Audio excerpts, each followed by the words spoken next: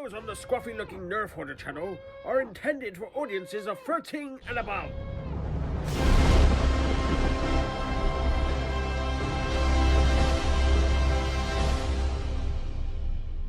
...2021 looks like it's going to be one of the best years when it comes to Star Wars toys. Hasbro have already announced many great products, and in this video I scoured the internet to bring you all the latest information about some of the most eager releases for next year. First up, if you're into Black Series figures, there's a brand new Boba Fett figure in the works.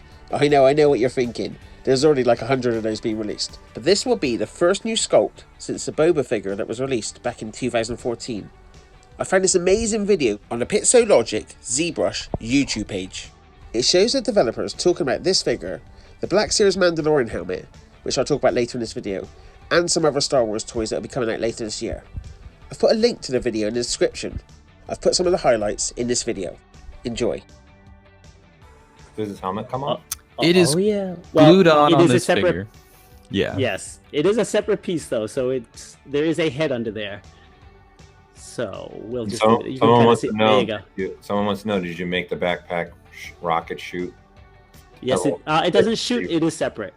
There's no spring-loaded mechanism in there, but it does come out. For those that don't know, the Boba Fett that has the shooting backpack is very rare. Very, very rare. And it's worth a lot. So if you have one, you better protect it because it's rare. Don't tell anybody you have it. A couple $100,000. How much? I think it was a couple $100,000. There was very few. What happened was a child, had an accident with a different Silent toy, Raider. and then and so that happened while they were making the Boba Fett figure, and they pulled it. So all there were prototypes done, similar to this prototype right here. So this is this is the Boba Fett. Tom's gonna figure out. Yeah. So this is it right here, but again, he's got the blast in his rocket as well. Yeah, that figure comes with a lot of great accessories that, just because I didn't want to bog my ZBrush down with a bunch of high density meshes, didn't want to put in there. As a toy fan, I found it so fascinating to listen to that video, and really cool that the figure uses the same digital scan that they used for the Black Series helmet. Speaking of the Boba Fett helmet, the re-armoured Boba Fett helmet now won't be out until at least December next year. I'm hopeful it'll be released in conjunction with the Disney Plus series, The Book of Boba Fett. It has been confirmed that this will be a repaint of the Black Series helmet that was released this year, which is not a bad thing. In fact, in The Mandalorian, all Boba did was repaint his old worn helmet. So if it's good enough for Boba Fett, it's good enough for me. Next, another Black Series figure, and it's the character everyone loves to hate. This figure will be released early next year and has already been seen in some places. This image was posted on Instagram by user Shudlongtian, hope I said that right, and shows what a great sculpt this new figure will have. The Hasbro Pulse YouTube page has released a video that shows the Nerf Amban blaster in hand, and it looks great. I'll leave a link to the full video in the description, but here's a little clip of the blaster being reloaded.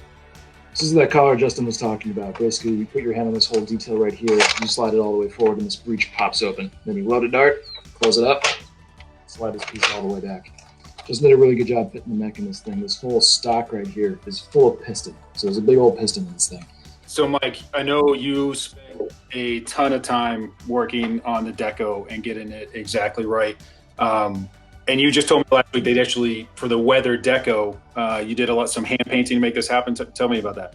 So it was a real treat to work on this thing. Got to hand paint a lot of cool weathering details on the model itself for actual production reference. So that was a lot of fun. And to the Nerf fans, we got deco on both sides, top and bottom, front and rear. It's all over this thing. So I think you guys are going to be pretty stoked, and I'm really happy with how it turned out. They also showed off some of the sounds that will be coming out of the blaster. Right, so here's the soundboard. We have a bunch of sounds from the show itself. We have a couple randomized charging sounds and then firing sounds. So every time you pull the trigger or close the breech, they'll activate and they'll be randomized.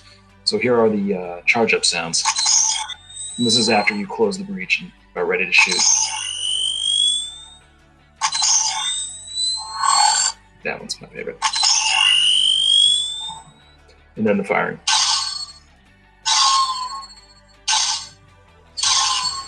And again, these will all be randomized, and there'll also be a cutoff. So like in the show, if he's charging up and you pull the trigger, then shoot. It's a lot of fun.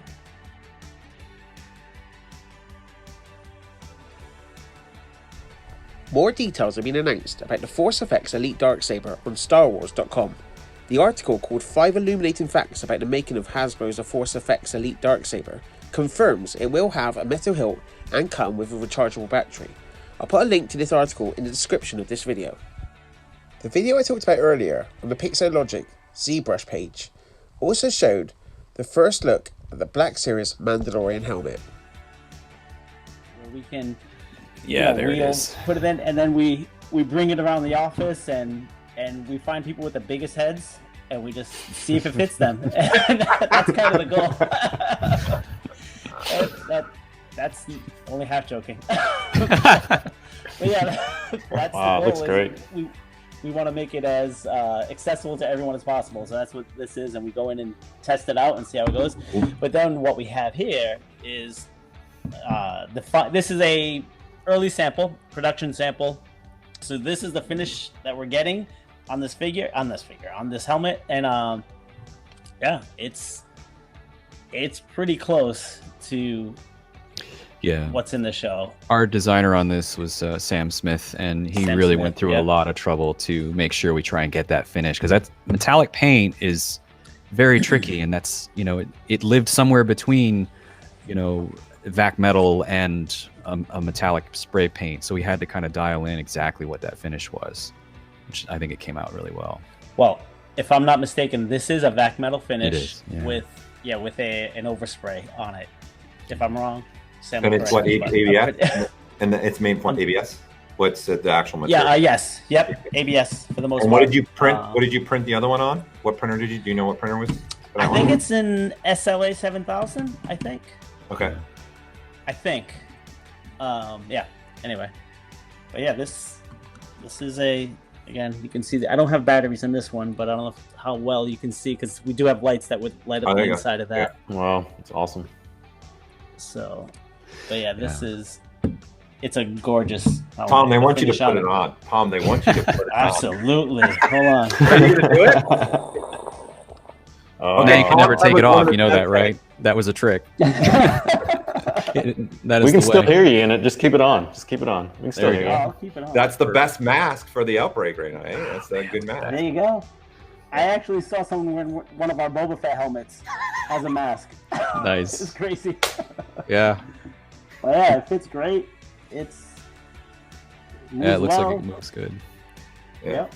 Yeah. So this is. I love it. The Regalorian. I love that. Somebody just put that in the chat. Perfect. Nice. I love it. Cool. So yeah, when you're sculpting something like this, you do have to work very clean, very meticulous on wall thicknesses. It's all very important. So again, another thing where Z-Modeler and like extruding out planes, in that Q-mesh operation, is really critical. And then you have to be kind of versatile when you get a change come through. That's going to affect a lot of things, because everything is layered really thinly around the shell of the helmet. So they are a very unique beast.